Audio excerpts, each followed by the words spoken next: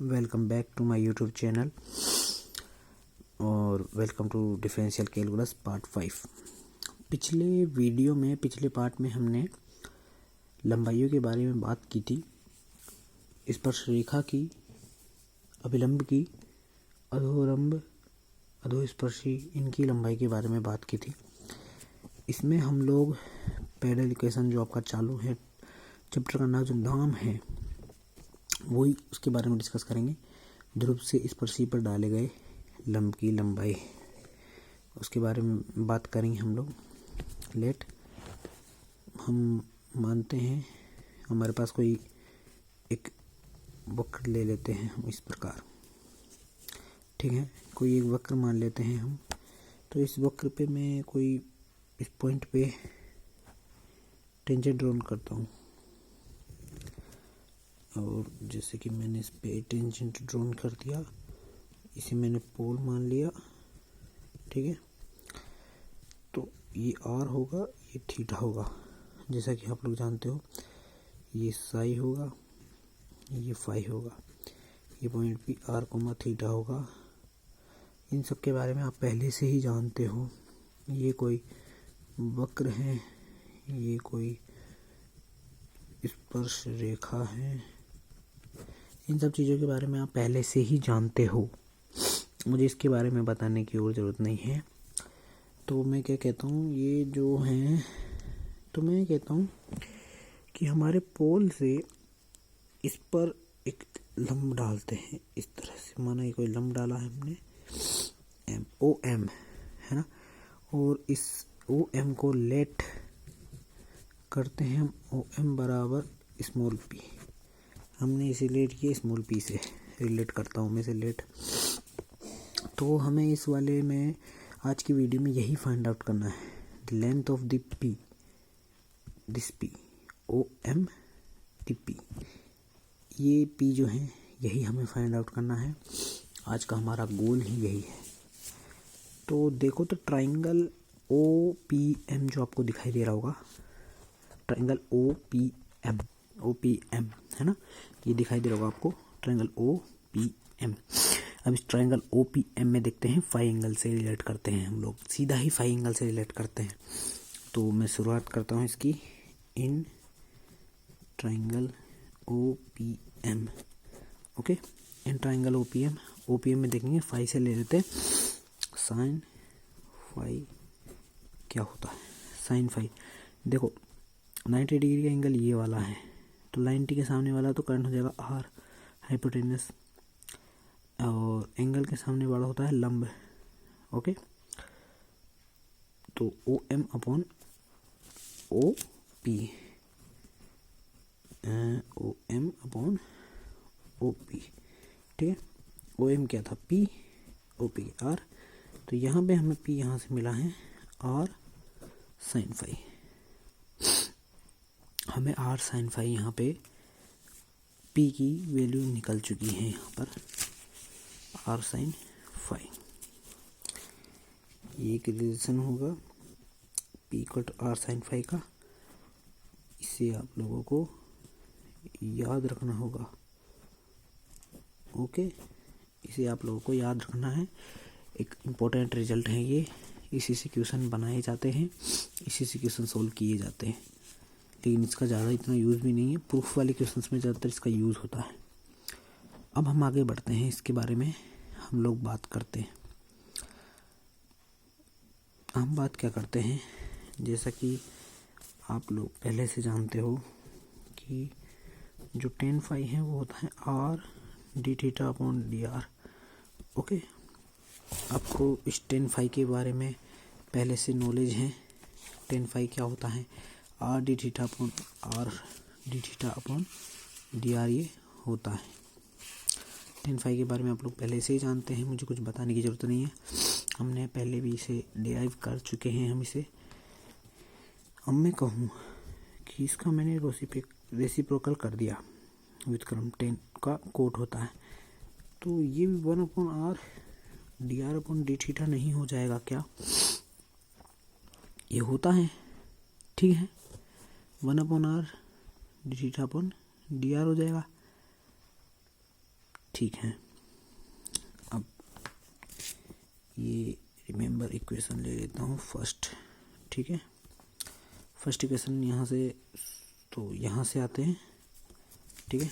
वापस हम लोग वहीं पे आ जाते हैं, किस चीज़ पे आ जाते हैं हम लोग, P equals to R sine phi पे, P equals to R sine phi पे आ जाते हैं हम लोग।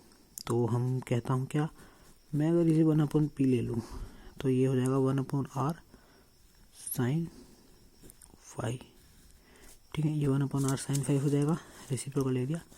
मैं इसका स्क्वायर कर देता हूँ, 1/p स्क्वायर बराबर 1/r स्क्वायर, 1/sin स्क्वायर हो जाएगा। तो 1/sin स्क्वायर को मैं डायरेक्टली कोसेक स्क्वायर फाई भी लिख सकता हूँ। 1/p square equals to 1/r square cosec square phi. Cosec square phi क्या होता है, कोसेक स्क्वायर फाई होता है 1 प्लस कोट स्क्वायर फाई होता है, ठीक है। होता है cot square phi, 1 plus cot square phi होता है। तो 1 प्लस पी स्क्वायर को टू 1। अब ये बात ध्यान में रखने वाली बात है कि कोट फाई की वैल्यू हमारे पास 1/r dt था, यहाँ से पहले से मौजूद है। तो हम उसी वैल्यू को यहाँ पे पुट करेंगे, क्या है 1/r dr dt था, यहाँ पहले से हमारे पास मौजूद है। अब इसे ही हमें सोल्व करना है। 1 + 1/r स्क्वायर dr dt का होल स्क्वायर। यहाँ पे रिमेंबर वाली बात है, याद रखने लायक चीज़ है कि ये जो होती हैं इक्वेशन, इसे बोलते हैं, ये क्या है, relation between P and R known as, ये relation between P and R है और ये known as pedal equation. Pedal equation यानी कि पदिक समीकरण के रूप में इसे जाना जाता है। तो यही है किसी वक्र के लिए उसका पदिक समीकरण होता है 1/p square equal to 1/r square into 1 + 1/r square dr dt का होल स्क्वायर, ये होता है।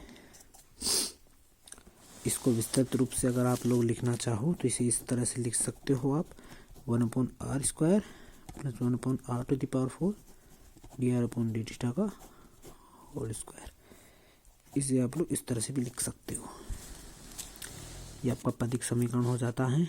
अगर आपसे पूछ ले कि किसी वक्र के लिए उसके ध्रुव से किसी बिंदु पर डाली गई, यानी कि किसी वक्र पर कोई टेंजेंट है तो ध्रुव से टेंजेंट पर लंबवत दूरी जो है वो पूछ ली जाए, तो आपको इस फॉर्मूले का यूज़ करना है, ठीक है। पेडल इक्वेशन का इसका फॉर्मूले का यूज़ करना है आप लोगों को, ये बात ध्यान रखनी है, ठीक है। ये आपका पेडल इक्वेशन जो दिया गया है, तो इसे मैं एक तरह से और ले सकता हूँ।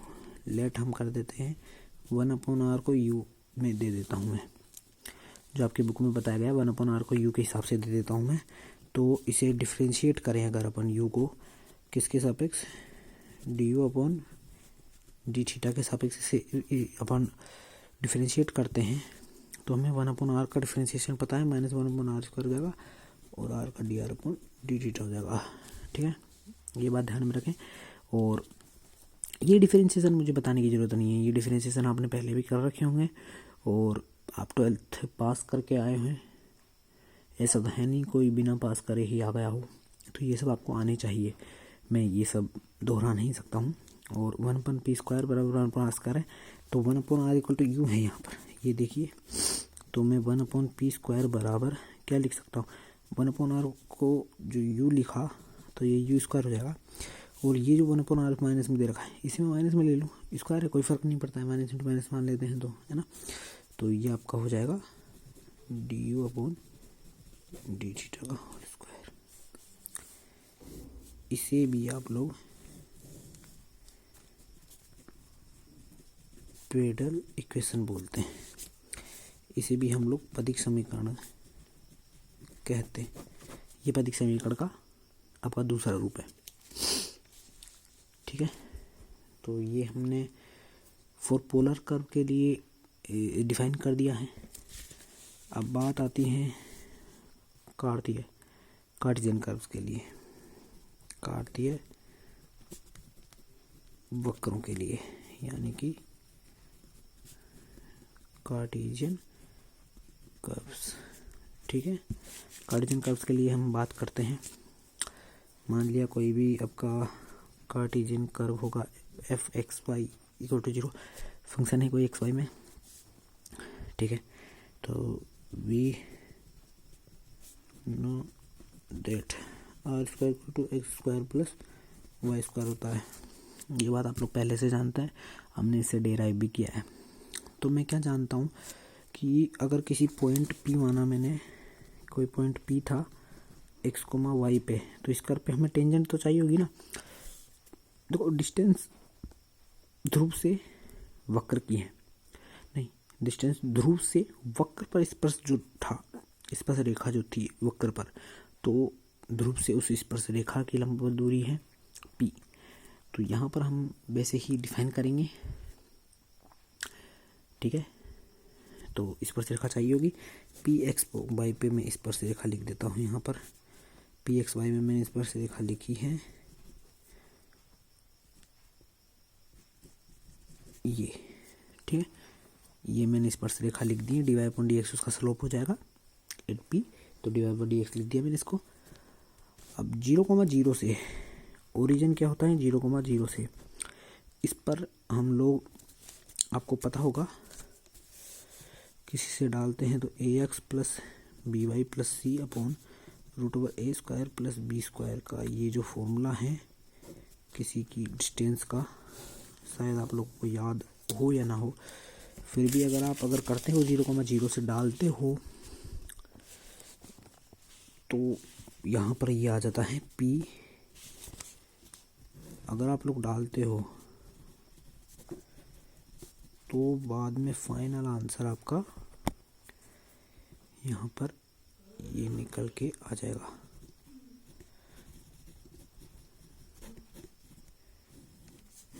ठीक है, ये कार्तीय निर्देशांक ध्रुव के लिए कुछ नहीं करना, आपको कुछ भी इक्वेशन कैसे निकालने की जरूरत नहीं, आपको सीधा ये पुट कर देना है। बाद में यहाँ पर जो है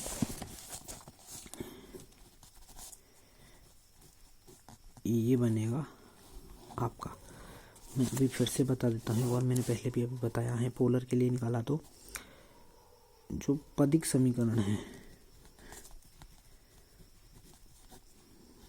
जो ये पदिक समीकरण है वो P और R में संबंध है। P और R में संबंध को पदिक समीकरण कहते हैं। मगर यहाँ पे हमारा P और x, y में संबंध बनेगा। फिर इस फॉर्मूले का यूज़ करना है आप लोग को। इस फॉर्मूले का यूज़ करके पूरे उसको R में कन्वर्ट करके हम लोग P और R में संबंध निकालेंगे। ठीक है, यहाँ पर इस तरह से इसे सोल्व करना है इस फॉर्मूले के बाद में। तो ये आपको मैंने बता दिया है। आज की वीडियो में हमने पेडल इक्वेशन तक का पूरा कर लिया है। अब आप इस चैप्टर की जो फर्स्ट एक्सरसाइज है 1A उसे बहुत अच्छे से निकाल पाएंगे और उसके एग्जाम्पल्स भी आप लोग बहुत अच्छे से निकाल पाएंगे। धन्यवाद, आगे मिलते हैं अगली वीडियो में।